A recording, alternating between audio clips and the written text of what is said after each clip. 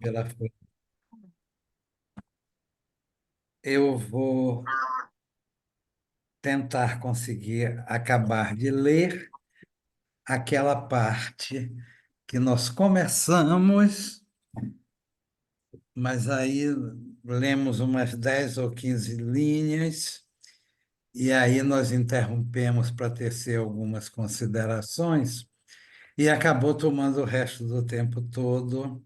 Ainda bem que acho que foi a Helena que interveio, porque quando deu 8h30 eu parei. Ela diz, não, mas é muito importante que a gente discuta e tal, que as pessoas se manifestem, e é mesmo, e com isso acabou demorando ainda uns 15 minutos mais.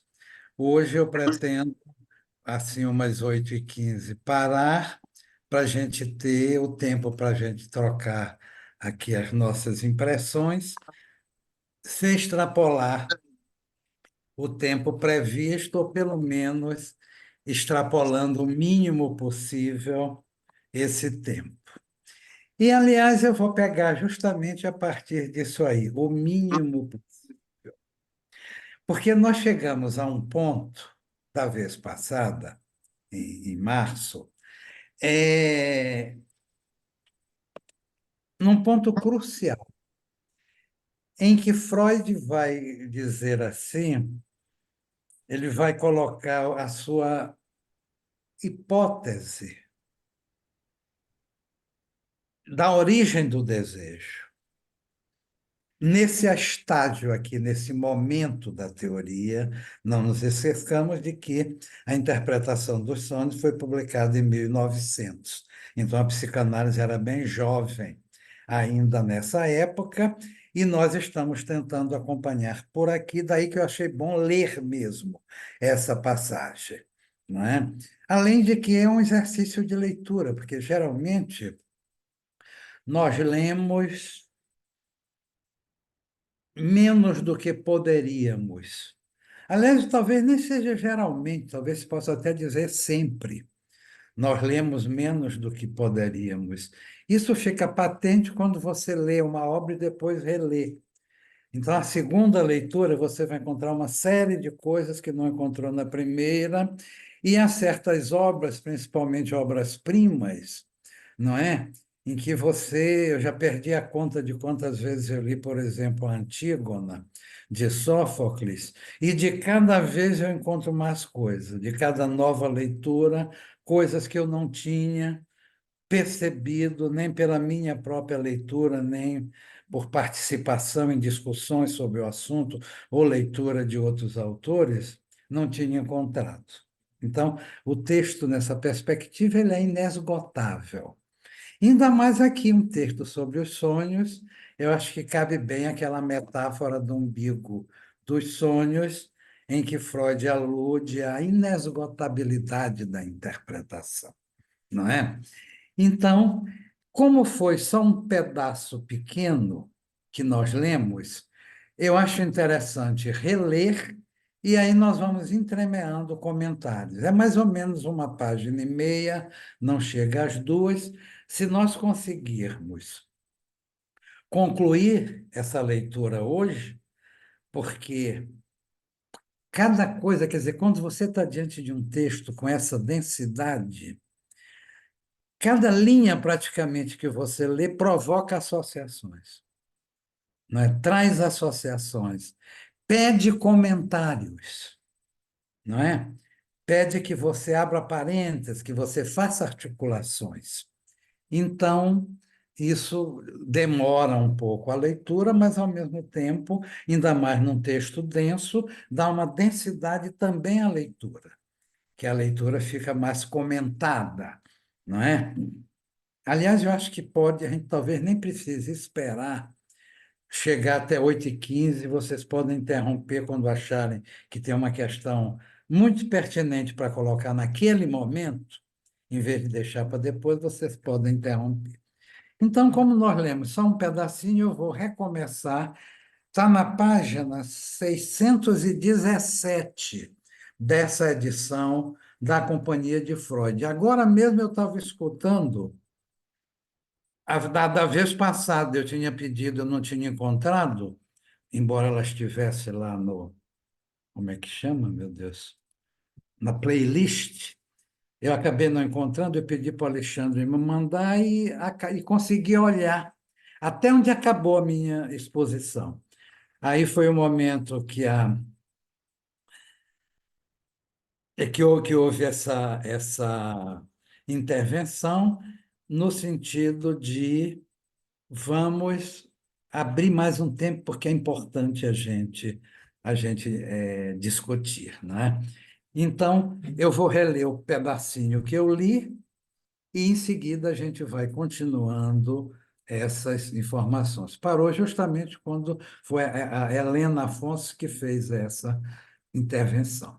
Então, é bem aqui. E da vez passada também, porque aqui nesse lugar, que é a sala do meu apartamento, você se lembra que da vez passada eu tive que ir lá para o outro lado, que a Beth estava aqui, e com o modem dela, da Claro, eu consegui falar pelo celular dela, né? Esse recurso a gente não vai mais ter, porque ela já está no Rio. Mas hoje parece que, apesar de São Luís estar chovendo o dia inteiro, parece que o sinal está mais constante hoje.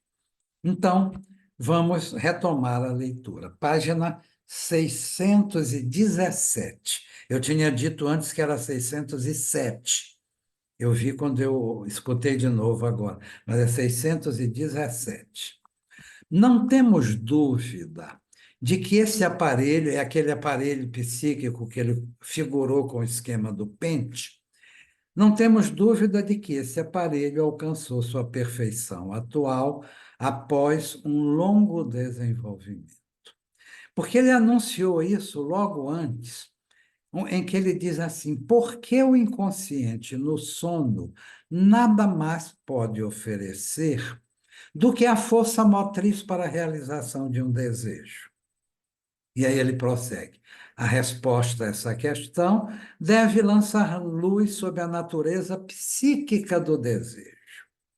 Essa resposta deve ser dada com a ajuda do nosso quadro esquemático, o esquema do Pente. Então, é lançar luz sobre a natureza psíquica do desejo que ele vai procurar fazer nos 2 ou 3 parágrafos seguintes. Porque aí depois não vai demorar muito, já encerra esse item C, e aí eu gostaria que, no máximo, daqui a 2 vezes, a gente já entrasse no item D, que aí realmente nós vamos nos aproximando da reta final. Então, vamos pegar o parágrafo. Não temos dúvida de que esse aparelho alcançou sua perfeição atual após um longo desenvolvimento. Procuremos levá-lo a um estágio anterior de sua capacidade de operação. Aqui Freud vai iniciar uma especulação, não é? Ele vai, são hipóteses, ele vai levantar hipóteses, mas é evidente que não é a partir do nada, eu fiz essa observação da vez passada, é a partir de todo um conhecimento acumulado, inclusive na própria psicanálise. Nós, inclusive, observamos que muito do que está aqui já estava antes no projeto, embora numa outra forma, num outro enfoque de exposição, um enfoque de natureza mais econômica, que vai continuar aparecendo aqui, tanto que Freud acabou de falar em força motriz. Quando ele fala de força motriz, ele está falando de algo que tem a ver com as energias, com as intensidades, logo com a parte econômica da metapsicologia. Então, vamos tentar levar esse aparelho a um hipotético estado anterior. Se isso tem fundamento ou não, só depois se saberá.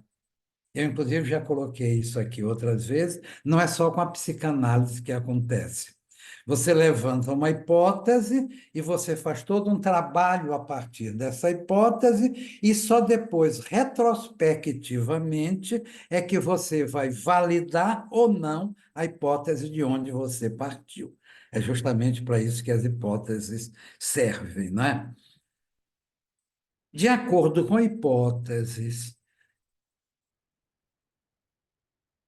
que não podemos justificar aqui, inicialmente esse aparelho se esforçava por manter-se isento de estímulos o máximo possível e, consequentemente, possuía em sua primeira disposição o desenho de um aparelho reflexo, o que lhe permitia afastar de imediato, por via motora, alguma excitação sensorial que lhe chegasse. E aí que a gente parou, porque quando apareceu aquilo, manter-se isento de estímulos o máximo possível, eu vi que era o momento de esclarecer aqueles 4 princípios fundamentais em Freud. Princípio aqui é entendido não como início, mas como princípio de funcionamento. E aí nós colocamos o princípio de inércia, que é articulado à pulsão de morte e que significa tensão igual a zero. Esvaziar tudo, que é, afinal de contas, a morte do aparelho psíquico. Mas isso não é possível porque Eros atua no sentido, vamos dizer, oposto e provoca uma elevação da excitação, de maneira que o aparelho agora ele já não está empenhado só em baixar, em esvaziar as tensões todas. Ele está empenhado a manter a tensão no mínimo grau possível. É isso que Freud chama de princípio de constância. O princípio de prazer é o sentido que tende à descarga, e o princípio de realidade, eu até coloquei, como diz Freud, é a dura realidade da vida que impõe. A necessidade, digamos, impõe o princípio de realidade. O princípio de realidade é uma modificação do princípio do prazer, que vai buscar, digamos, uma maneira mais adequada de satisfazer a necessidade. Porque se o bebê alucina que está mamando, ele pode ter uma satisfação pulsional, mas ele não satisfaz a necessidade de nutrição.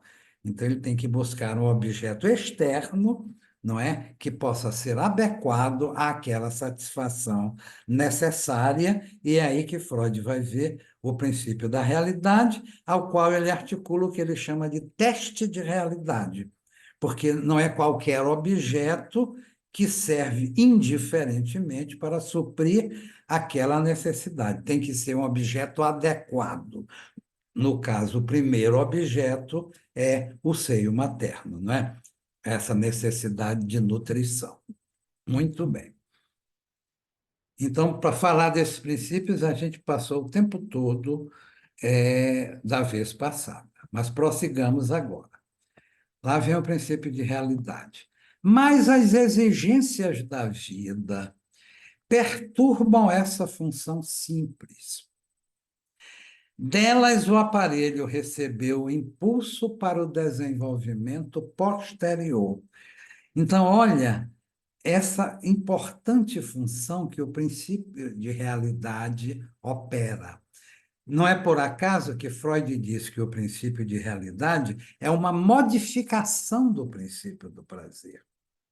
O princípio de realidade não é, digamos, o oposto do princípio do prazer. Ele é uma modificação do princípio do prazer, e nisso ele está a serviço do princípio do prazer, no sentido de buscar os objetos adequados, não é? Então, é daí que vem o desenvolvimento posterior do aparelho.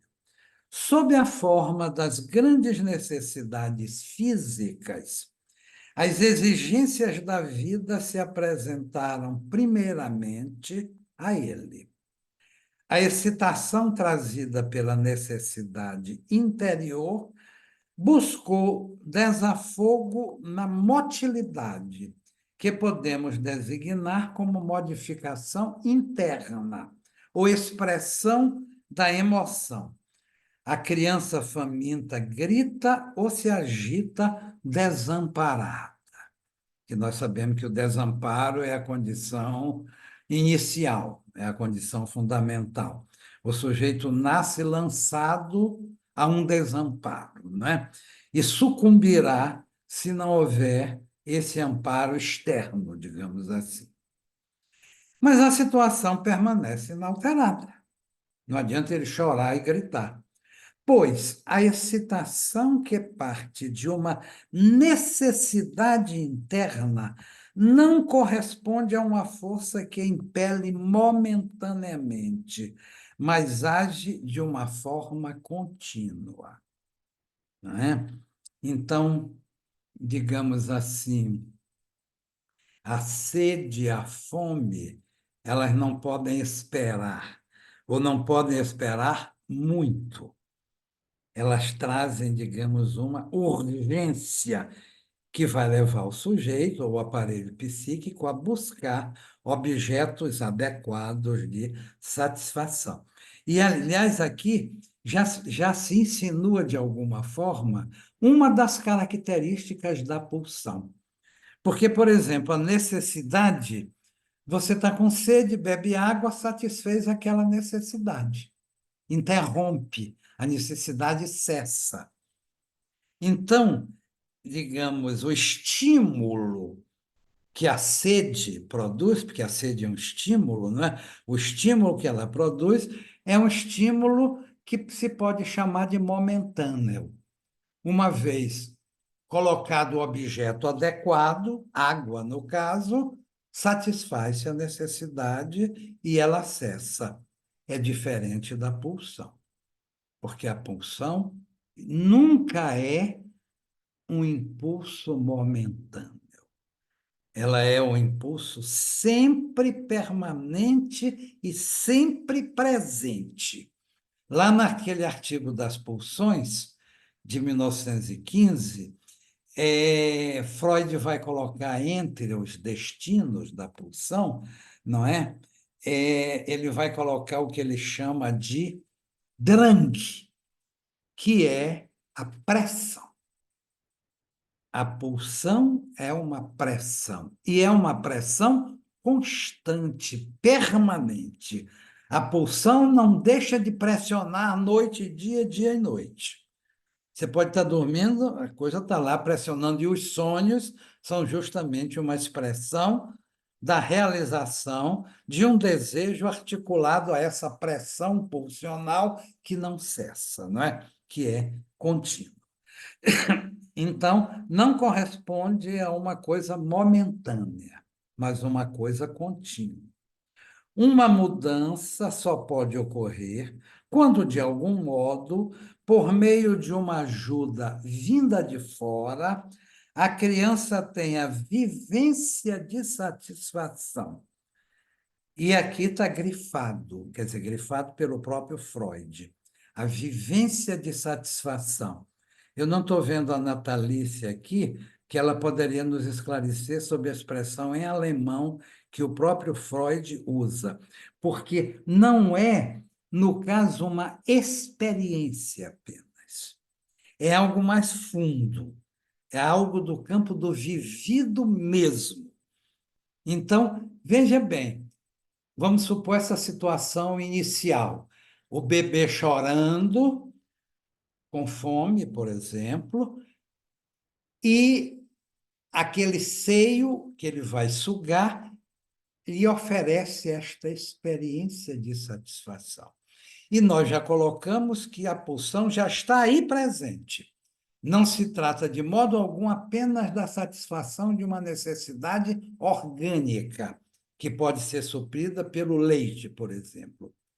Eu até coloquei que a pulsão se acrescenta, o termo é do próprio Freud, vicariamente à necessidade. Ela entra como se fosse uma espécie de encosto, né, de acoplamento, não é? Ela se junta, ela se acrescenta. Então, ao mesmo tempo que o sujeito está satisfazendo a necessidade de alimentação, vai deixar uma marca de satisfação que é ligada ao pulsional, que vai ficar como, digamos, uma marca originária, uma marca de origem, essa primeira experiência de satisfação. Então, vejamos aqui, se a gente tomar a coisa logicamente. Primeiro, você tem uma falta, que vai se manifestar como necessidade. Depois você tem uma satisfação que vai ser da necessidade, mas que vai acoplar uma satisfação também pulsional, que vai deixar uma marca, que quando se reativar aquilo que causou essa necessidade, quando isso se reativar, vai evocar a primeira vivência de satisfação. E o sujeito vai buscar, digamos assim, repetir essa mítica vivência de satisfação inaugural. Teresa Meloni levantou a mão.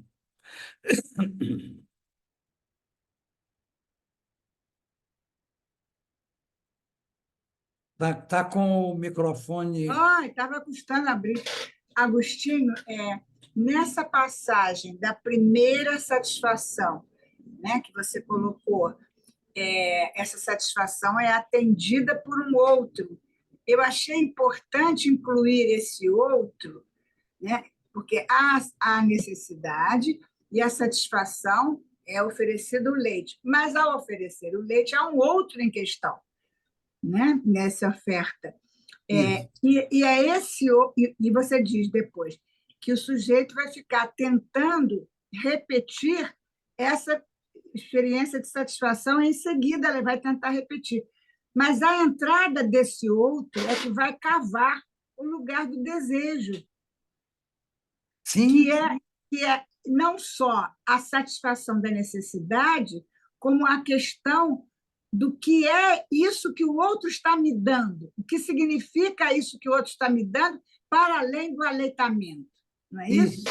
Isso, quer dizer, esse outro, Tereza, você pode dizer assim, é um outro a demandar, Sim, é sim. um outro a quem demandar, é um E outro aí, que demanda. e aí que cava o desejo, que o desejo Isso vai quer dizer, entre essa necessidade, essa satisfação primeira, vai se inserir a demanda com aquilo que, de alguma maneira, é a antecâmara do desejo. isso. Não Ok, é? obrigada. Então, o desejo vai se satisfazer, mas vai deixar, ele chama de imagem, imagem mnêmica, imagem de memória.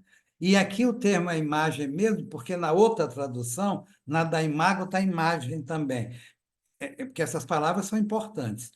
Para marcar essa primeira vivência de satisfação, ele fala numa imagem mnêmica. A partir de então, fica associado um traço mnêmico, que é associado àquela imagem mnêmica primeira, da excitação criada pela necessidade. Então, está aí a primeira marca. Mas essa primeira marca, como você lembrou bem, ela por si só é como se ela não marcasse nada. Ela precisa, é como se a gente fizer um Ela paralelo se marca no com a segundo lógica tempo, do segundo, Agostinho. hein? Ela se marca no segundo tempo. No Você, segundo quando você tempo. traz isso, você está falando das identificações. Esse momento, primeiro, é real, identificação real ao outro real. Na segunda identificação, que é a identificação simbólica ao outro real, porque o outro segue sendo real, é que você tem retroativamente, né, que é a do traçunário, a segunda, retroativamente a primeira marcação efetiva. Exatamente, exatamente. Então, quer dizer, a coisa vai, por assim dizer, retroativamente. E nessa operação que a Teresa descreveu tão bem, se instaura aí algo que é da condição do objeto, a condição Exatamente. do objeto enquanto causa, ou seja, causa de desejo. Jamais vai ser completamente significado. Né? Exato, Vai ser, exatamente. Por isso a enquanto experiência de satisfação é alucinada, né, Tereza? causa. É A alucinada marca, porque você não tem como chegar a isso.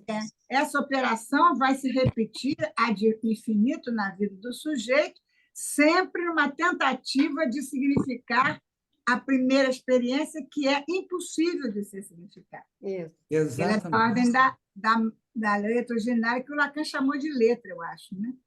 Essa marca originária. Né? Mas ela vai precisar essa marca, ela vai precisar da terceira identificação, que é a identificação histérica, também chamada de histérica, que é a identificação imaginária ao Identificação. outro real, você tem aí a constituição da fantasia originária, não a fundamental, originária, que você não tem acesso. Isso. E que retorna como letra no sonho, como ele está dizendo muito bem. O sonho é, de alguma maneira, uma tentativa de captura, né, dessa Como se fosse letra. uma escrita disso, né? Isso.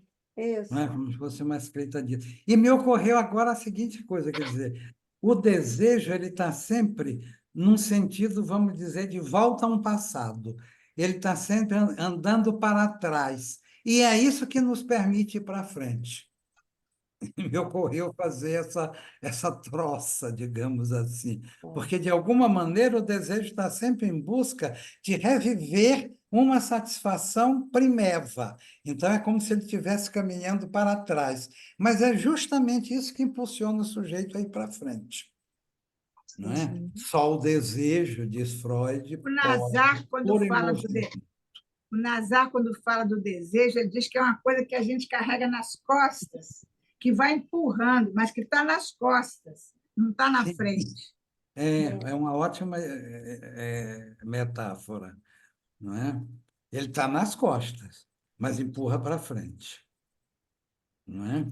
Com mil percalços pelo caminho, porque não é coisa fácil, como você sabe, realizar desejo, né? Então, um elemento essencial, eu já li, criada pela necessidade. Tão logo essa necessidade volta a se manifestar, ocorre, graças ao vínculo estabelecido, quer dizer, aí você já tem uma associação primeva, não é? Porque fica estabelecido um vínculo, uma associação, e vínculo, em Freud também tem um sentido da Beyerung.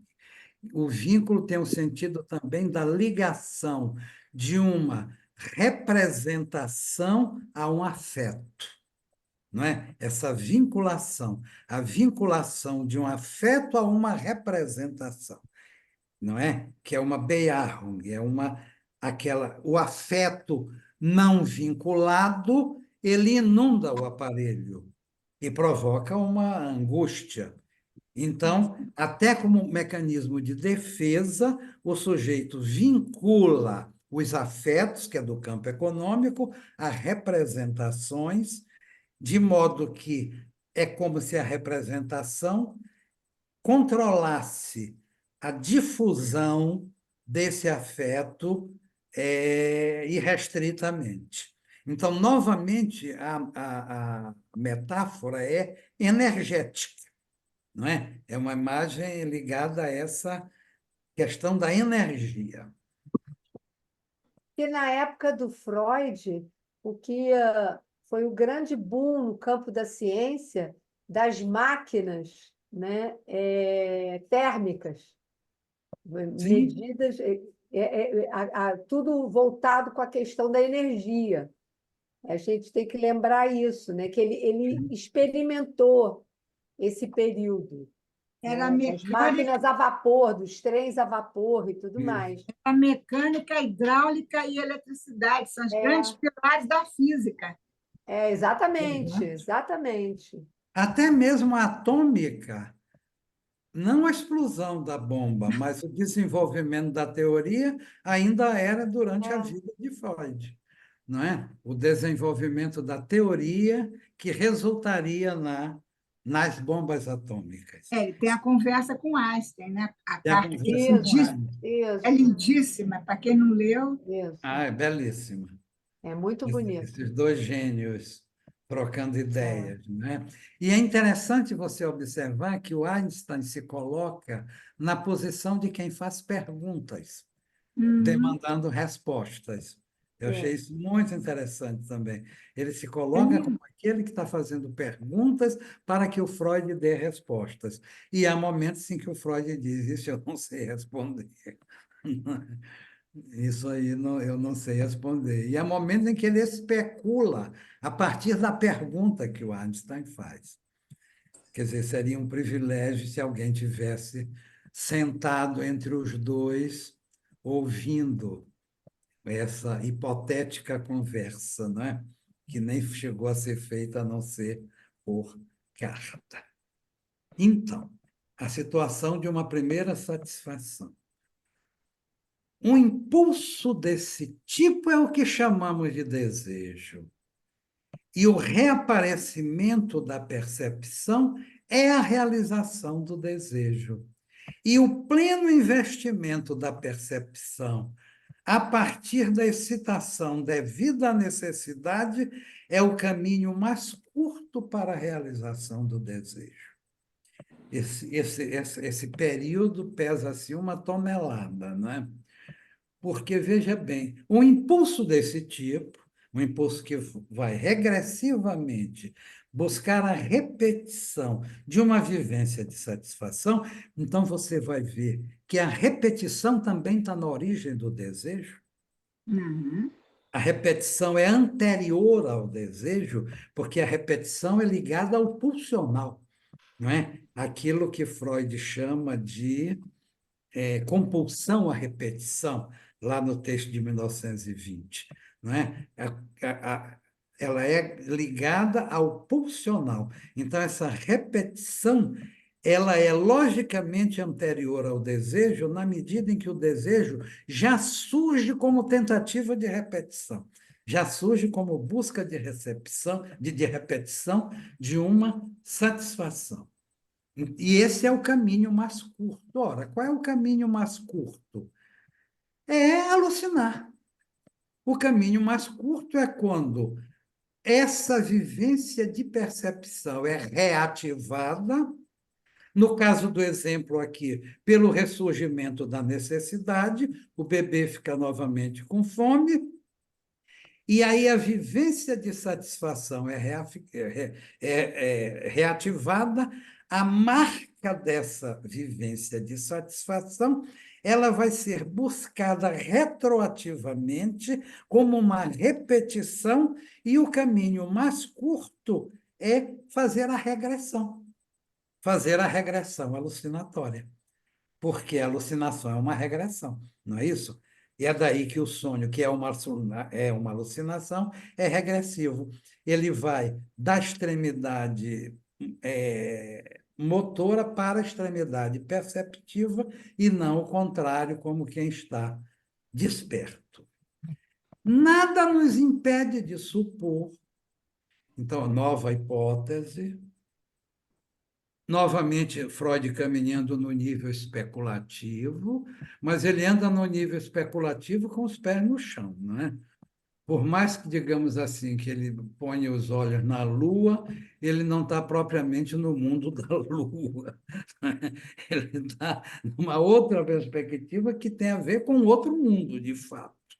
Porque esse outro mundo é o que ele vai chamar de realidade psíquica. Então, nada nos impede de supor um estado primitivo do aparelho psíquico em que esse caminho tenha sido realmente percorrido, em que desejar tenha resultado numa alucinação. Essa primeira atividade psíquica visava, portanto, uma identidade perceptual, ou seja, a repetição daquela percepção ligada à satisfação da necessidade. Então, aqui, ele já põe uma primeira, porque ele vai trabalhar mais adiante com mais tempo, nessa diferença entre identidade de percepção, não é? E identidade de pensamento, porque a identidade da percepção ela se dá no registro perceptivo. A identidade de percepção ela só pode se dar mesmo ou vivencialmente Você está vivendo, está vendo aquele espetáculo acontecer naquele momento, ou alucinatoriamente. O Ou Agostinho, você alucina, ou você sonha com algo que tem a ver com aquilo. Se você simplesmente rememora, não é uma identidade de percepção, é uma identidade de pensamento. Diz, Teresa. a gente sabe que nessa época ele ainda não tinha elaborado os textos do princípio do prazer e além do princípio do prazer. Mas pela primeira vez eu estou ouvindo você falar e pela primeira vez eu estou pensando que essa operação alucinatória, como você descreveu minuciosamente, tem a ver com a questão do gozo. Sim, Ah, é aí que Lacan introduz o seu conceito de gozo. tá. Porque Claro que dentro está de um fora outro. do princípio do prazer, Sim, porque ela é alucinatória, não é é satisfatória, alucinatório. é alucinatória. É. E Lacan vai introduzir esse conceito de gozo, mas dentro de um outro modelo teórico, Sim, sim. lacaniano, do seu próprio modelo teórico, não é? Mas é interessante também, porque essa tua observação me fez atentar, porque é uma coisa que eu fico muito preocupado ao ler, eu fico muito atento a isso, é você ir rastreando os conceitos desde a sua fase mais embrionária, não é? Porque Freud, por exemplo, só vai nomear como tríade a pulsão, se não me engano, é só em 1905, naqueles três ensaios que Exato. vai aparecer o uso de tríade nesse sentido, no sentido de pulsão. Ora, o nome e, consequentemente, o conceito, ele ainda não tinha propriamente surgido. No entanto, ele já estava lá. Porque se você lê os textos anteriores, você vai ver Freud falar em estímulos internos. Sim, sim. Ora, que estímulos internos são esses? Mais adiante, quando ele introduz o conceito de pulsão, aí vai aparecer um conceito que vai caracterizar bem essa espécie particular e primordial de estímulo interno, que é o drang, o acosso da pulsão. Sim.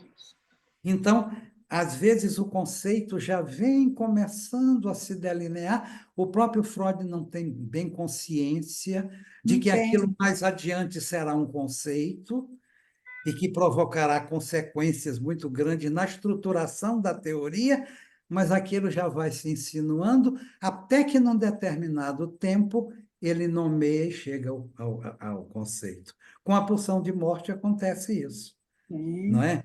Já desde o texto do Estranho, não é, do Heimlich, de 1919, tem um momento lá em que Freud fala do demoníaco, não é? Mas que É. demoníaco é esse?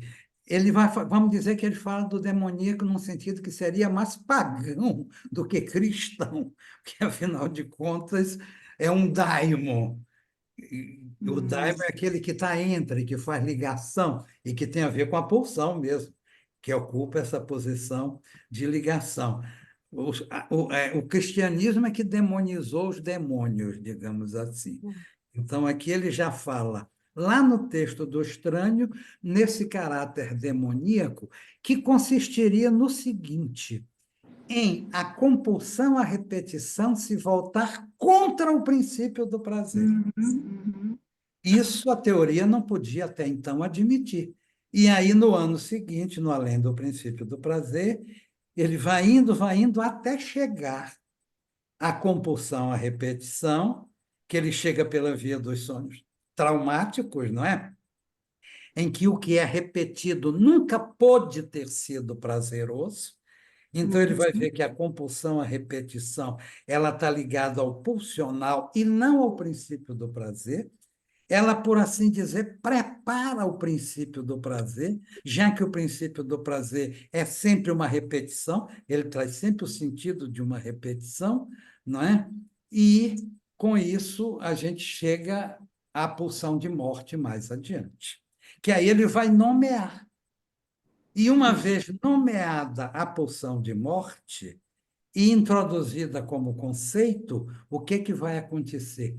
Toda a teoria vai ser ressignificada. Toda O pulsão passa conceito a de ser pulsão de morte tem a ver, Agostinho, com a ideia, o conceito de pulsão de morte, o Freud coloca a partir da perda do ser.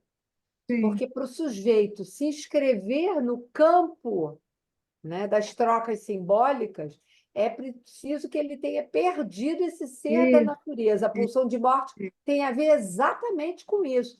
E é Exatamente. bacana, porque a história da percepção, né, entre a percepção e o pensamento, que comparece na própria constituição do inconsciente, o que faz, digamos assim, a ligação entre uma coisa e outra, entre o perceptum e o pensamento, é a letra. É a E, letra. e o Tanto uma. outro nome da letra, né, é objeto. Ah, Você é pulsão, e a pulsão tem a ver com o objeto, melhor dizendo. A pulsão tem a ver com o objeto perdido. isso. Exato. E aí, no final, ele vai dizer que toda pulsão é pulsão de morte. Eu acho isso de uma Exato. genialidade total, né? Porque a repetição Sim, está no próprio sistema psíquico. O aparelho psíquico isso, ele é isso. submetido a uma repetição, então retorna ao inanimado É. como última instância. Exatamente. Mas eu E a gente queria vê, fazer uma inclusive, aproximação, que você estava falando do Freud, né, da identidade de percepção e tudo mais, e eu me pergunto, e é uma coisa que eu estou lendo muito sobre a contemporaneidade, sobre as questões é, da educação a partir de tudo que se passa na internet, do digital e tudo mais, da inteligência artificial e tudo mais. E eu me pergunto se justamente todo esse construto do Freud, que tem a ver, né, com espaço e tempo, articulação de espaço e tempo, né, que o inconsciente ele se fundamenta a partir disso, espaço e tempo articulados, né? Se a gente pode pensar que o que a gente tem hoje é uma perda desse ponto de percepção. Por quê? Porque a temporalidade, a ideia do só depois, que é tão cara a Freud, né? Hoje você tem um certo apagamento disso, na medida em que o que se passa na internet você pode retornar, né? Retornar de fato. Então, é aí um certo apagamento do que é da ordem do perceptivo. sim, Eu preciso investigar um pouco melhor isso, mas me parece lógico que você tenha perdido hoje, né, para as novas gerações, não que tenha perdido, mas que não fica muito claro, né, essa capacidade perceptiva, porque a resposta vem antes. A isso. internet te dá uma resposta, não te dá o tempo de construção lógico de uma resposta. Ela te dá uma resposta pronta, que é fake, inclusive, porque não é a sua Sim, resposta, né? É a exato. resposta da Ela máquina. já chega com a resposta. Exato, Ela é a resposta. isso, Quer dizer, ela, de alguma maneira, fecha o campo da pergunta Isso. isso. Ah, e gente, preenche com desculpe, respostas, não é? eu sou implicante com essa coisa, Tereza já sabe. Eu fico Não sei, pensando que você já sabe. Os livros, antigamente, o livro no sentido do livro didático, que era usado no nosso tempo, a Tereza é mais jovem, mas no nosso tempo, o livro didático que a gente aprendia ali, ele também dava resposta. mas é Ele dava, o diferente. Brasil foi descoberto em 1500 por Pedro Álvares Cabral. Pronto, eu decorava aquela porcaria e Não, não, tirava. mas eu não estou falando disso, não, Tereza. Não é disso que eu estou Eu estou, falando. sei que você não está falando disso, quem está falando disso Não sou é bem eu. isso. Não, você está falando não é nada disso, mas quem está falando disso sou eu. Sim, Estou sim. trazendo isso como Mas você falou que questionamento. você implica com isso, por isso. Não, que eu sou implicante com essas questões assim que a gente vê essa novidade, a internet. Imagina eu defendendo a internet, quem diria?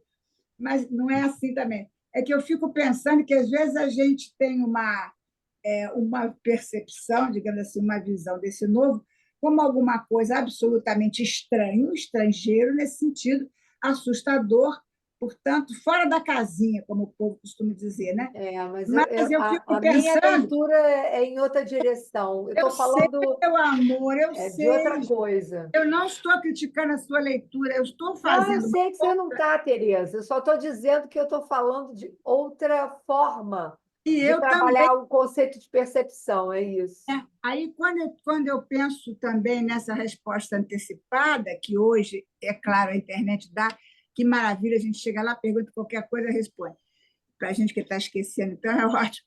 Mas eu fico pensando se não era o papel que os livros faziam. Eu não estou falando de literatura, estou falando de livro didático, que dizia: o Brasil foi descoberto em 1500. Eu não sabia nem o que era descoberto, nem quem era Pedro Álvares Cabral, mas estava ali a resposta de quem é que descobriu o Brasil. Eu não sabia nem o que era isso conceitualmente. Entendeu? Quer dizer, eu fico, às vezes, tentando ver como isso que a gente está hoje vendo na internet já estava lá de outra maneira. Enfim, pode ser uma bobagem. Mas eu estava me referindo, assim, especificamente à questão dos algoritmos. Os algoritmos, eles Sim, vão, de alguma maneira, fazendo a leitura do que você supostamente, né, demonstra na sua busca ali na internet dos seus interesses. E eles aí falam ele que fica você quer ouvir, te eles falam que bombardeando com esses elementos. Eu estava lendo um livro super interessante, vou até com ele aqui, ó, isso é de uma hora, vale a pena todo isso mundo. é um estupro, isso é um estupro, isso é Então, uma tem um violência. livro, olha só, tem um livro, é bárbaro esse livro, de uma inglesa chamada Dorothy Sayers. E ela fala as ferramentas perdidas da aprendizagem. E ela comenta, claro que na linguagem dela, ela não é psicanalista nem nada disso, ela faz um comentário a propósito daquilo que era o tempo de elaboração do sujeito. Quando ele se vê diante de um enigma, o tempo de elaboração e o que isso provoca no sujeito de, digamos assim, de um gap entre aquilo que ele vê ou que ele ouve, que ele leu, né? E esse tempo que vai, de alguma maneira, tocar o que a gente está chamando aqui analiticamente como percepção. Alguma coisa ele leu ali que o captura e que Sim. faz enigma. A questão é que me parece, é só a impressão que eu tenho, que hoje o que você demonstra pelas suas áreas de interesse, pelo que você vai ali buscando na internet, né? Às vezes até inadvertidamente. O seu sonho privado, digamos assim, você vai buscando e, de repente, você começa a ser bombardeado por informações já pré-estabelecidas que não necessariamente vão de encontro àquilo que você percebeu, Sim. né, num dado elemento que você viu ali. Então, é quase que uma perversão, né, do seu raciocínio, porque você é levado para uma determinada informação que não é necessariamente aquilo que estava em jogo na sua busca perceptiva, entendeu? Uhum, uhum. Então, Lógico. isso é interessante, porque eu diria que é uma certa perversão, né, da Sim. ideia dessa temporalidade entre o instante de ver, tempo para compreender e o momento de concluir. Esses são os três termos que a gente, inclusive, falou disso hoje, Tereza. É Sim. curioso isso, porque, enfim, eu não vou me delongar, porque Mais você está perversão, trabalhando o assunto aí, violência. Agostinho. Mas eu Eu acho queria trazer isso. Hum.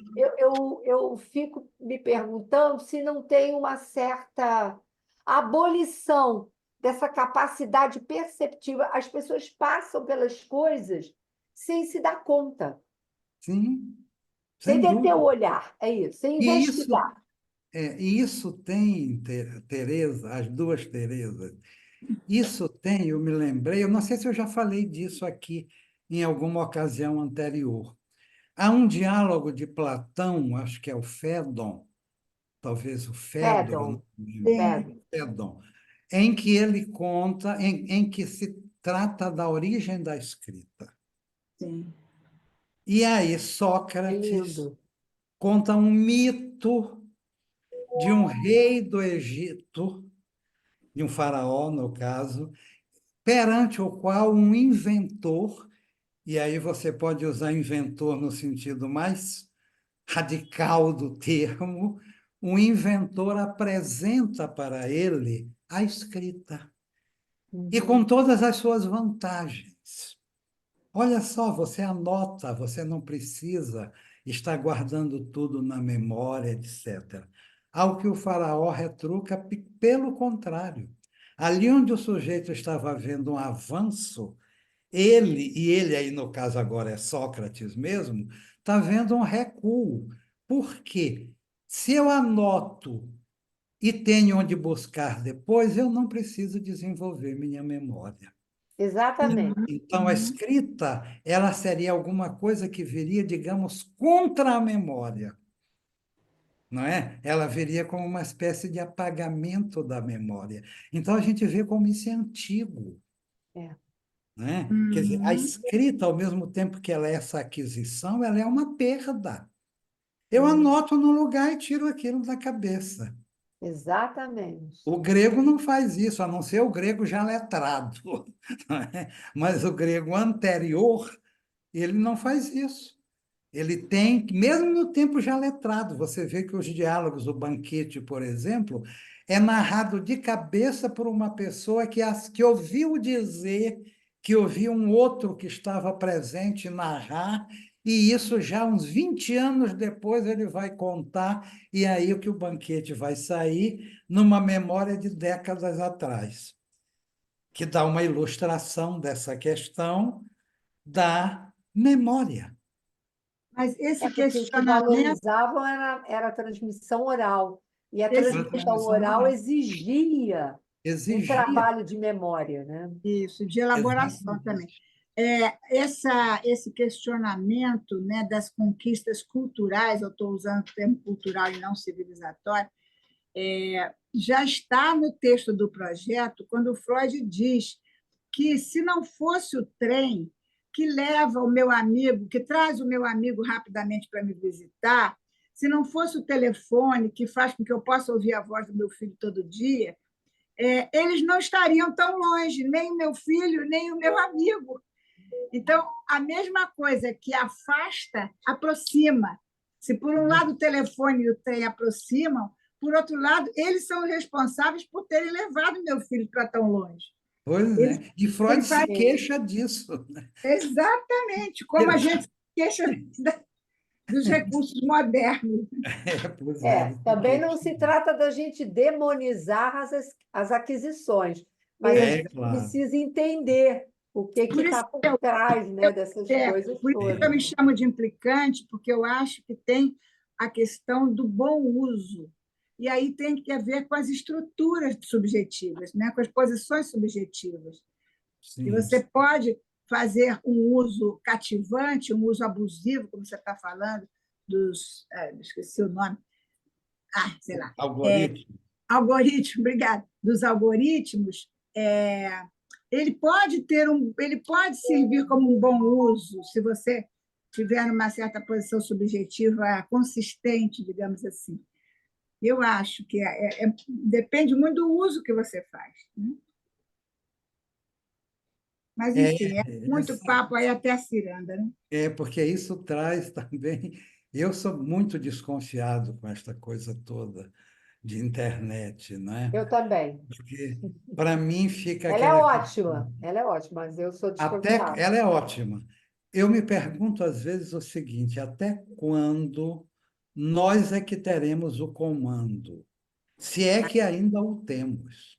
Aham, Até que ponto nós programamos e a máquina responde. Mas isso é uma questão do capitalismo, meu amigo. Pois é, quer dizer, não é à Anterior, toa, isso é não é à antigo, toa que não é à toa que o neoliberalismo se dá muito bem com essa estrutura de algoritmos, porque antigo. ele produz os desejos. Até que ponto Né? nós somos sujeitos ou somos objetos? E isso, porque ele produz esse consumidor para esse mercado.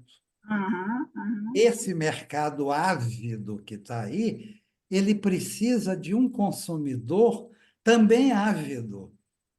Ele precisa de um Um consumidor que consumidor que é também corresponda com isso, consumido. que é Sim, também consumido, que é mercadoria. sim, objetivo, Consumido. objetivo. Também é mercadoria. Porque a minha questão toda é que essa história, como a Teresa falou brincando, que você vai lá no Google, a resposta está lá, é bacana, porque a gente pode ter imediatamente alguma coisa, uma resposta que a gente quer naquele momento e que a gente se esqueceu. Entretanto, quando a gente pensa nas novas gerações, né, eu acho que isso provoca na verdade, uma deseducação, porque você não Sim, dá as ferramentas da aprendizagem. O que você sim, dá é a resposta. E uma resposta que vai dependendo da intencionalidade, né, de quem programou aquela resposta. Então, Só se sim. o que você tem aí é uma ideologia, como é que eu posso dizer? Ideologização, né, Isso, isso. através das máquinas. As pessoas param de olhar, né, para si mesmas e se questionar de que lugar elas ocupam, elas podem vir a ocupar num determinado grupo social, Pois né? Isso Sem que nenhum você senso crítico. O senso crítico é o senso comum, é o que vem do outro, e pois não o é. que vem de um trabalho de elaboração, Isso. digamos, do Você sonho só chega a uma individual. resposta através de uma elaboração. isso. É, Que Você vocês estão parte de falando, alguma coisa, de algum princípio, de alguma questão, e você vai fazer um percurso que vai te levar a essa resposta. Quando sim. você dá a resposta apenas, você priva o outro de acompanhar esse percurso. Isso Esse que é um dos vocês estão maiores de falando, prejuízos. exercitar o cérebro, né? De botar o cérebro para funcionar. isso que vocês de estão botar o- falando está me lembrando um conceito do meu tempo que era professora, estudava essas coisas, que é como é que é? A transmissão da aprendizagem. Por exemplo, hoje mesmo, eu estava querendo aprender como é que se tira tal mancha de tal roupa. Aí eu vou lá, tem uma formulazinha, mistura não sei o que, com não sei o que, não sei o que. Quando, se você não tem aquela. Aí, a partir daí, eu só vou tirar a mancha desse jeito. Se eu elaboro experiências, somando aprendizagens, para chegar a uma conclusão de como é que se tira a mancha, eu tenho uma coisa que se chama transferência de aprendizagem. Eu posso tirar a mancha em outro tecido, eu posso tirar a mancha na pele, eu posso tirar. A aprendizagem passa a ser, algo que eu aprendi passa a ser mais abrangente do que uma resposta sintética, digamos, sintética mesmo. Pois é. Inclusive, por que que esse sujeito, como foi que ele chegou a essa resposta de que esse produto tira mancha? Qual foi o percurso que ele fez até chegar nesse produto? Nós Uhum. ficamos privados disso. A Fica. massa está com a mão Agostinho, levantada. antes que termine, né, porque já terminamos o tempo, eu não tive a oportunidade de pegar a tua aula toda, mas peguei essa discussão que é muito interessante, e algumas coisas que foram faladas antes. E eu escrevi no chat que o implicante que apareceu aí, eu recortei, eu pensei na implicação, né? No implicar-se, implicações. Obrigada. Por outro lado, também pensei, a partir do que Teresa Nazar trouxe, do ritmo, que me interessa muito pensar, né, em toda esse ambiente do virtual, das redes sociais, enfim. Me dei conta que recentemente eu observava os áudios, né? Os áudios já não são escutados com a velocidade, digamos, de um ponto lá. mais de 1,5 ou de 2, ou seja, eles são escutados de uma forma acelerada, especialmente uma pessoa que fala lentamente, feito eu, o áudio se acelera, né? Isso já escutei de outras pessoas, e na clínica e fora da clínica, enfim. E eu acho que é um ponto importante para a gente pensar, né? Nesse acelerar, até mesmo de escutar a voz do outro ou a própria. Né? Como é que isso pode, enfim, nos afetar, né, na nossa escuta, enquanto analistas. É isso, e, enfim, sempre Eu, aprendo muito quando te escuto aqui. eu que aprendo aqui, eu adoro aqui porque eu venho para aprender, principalmente. E Obrigada. aqui, nada mais eu estou fazendo do que ler um texto do Freud, que já tem Eu mais de deixei 30. a guisa de provocação mesmo, Mas né? Eu isso, deixei né, mas porque isso a gente, o importante é isso, é despertar, né? O mais importante do que a resposta é a pergunta. E é o caminho que conduz aquela pergunta àquela resposta, que, afinal de contas, pode ser uma resposta entre outras possíveis. Se o percurso fosse outro, a resposta talvez fosse outra, mas talvez fosse a mesma, porque você pode chegar ao mesmo lugar por caminhos diferentes. Então, isso, para mim, eu acho assim fascinante mesmo. Sou completamente fascinado por isso. É daí que eu leio, quando eu leio Freud, eu leio com essa. Eu nem digo que seja uma intenção ou uma preocupação, naturalmente, entre aspas, eu vou observando essas coisas, porque isso me preocupa há décadas, não é? De ler as coisas levando em conta a ordem das razões, não é? Levando em conta as mudanças, as associações. Por que que o sujeito disse isso e depois aquilo e não outra coisa? Quer dizer, por onde é que vai o fio da argumentação e quais são os desvios que essa argumentação vai tendo ao longo do percurso? Isso é maravilhoso, né? Freud tem aquela metáfora do sujeito que vai montando num cavalo, mas que ele tem que ceder, ele conduz o cavalo, mas tem hora que o cavalo vai parar para comer e ele tem que respeitar, não é? Então, nós não somos tão senhores na nossa própria casa. E essa modernidade toda, ela também traz muitas vezes mil trapalhadas, não é? Charlie Chaplin mostra isso É admiravelmente em tempos verdade, é modernos. verdade. As tempos modernos, trapalhadas da né? modernidade. Uhum. Muito Então, legal, obrigada. Muito bom. Ah, Agostinho, você falou tão bonito desse Não negócio é? que eu fiquei lembrando, né? É mais importante a pergunta do que a resposta. E aí eu tenho um netinho que está naquela fase do porquê. Então é tudo porquê, porquê, porquê, né? E aí você falou essa coisa do despertar, né? Porque muitas vezes a gente fica querendo dar já uma resposta pronta, feito o Google, né? Sabe tudo. uhum, E o bonito disso é esse despertar aí desse saber, né? De querer saber, de querer conhecer, né? De estar ali nesse campo da descoberta, né?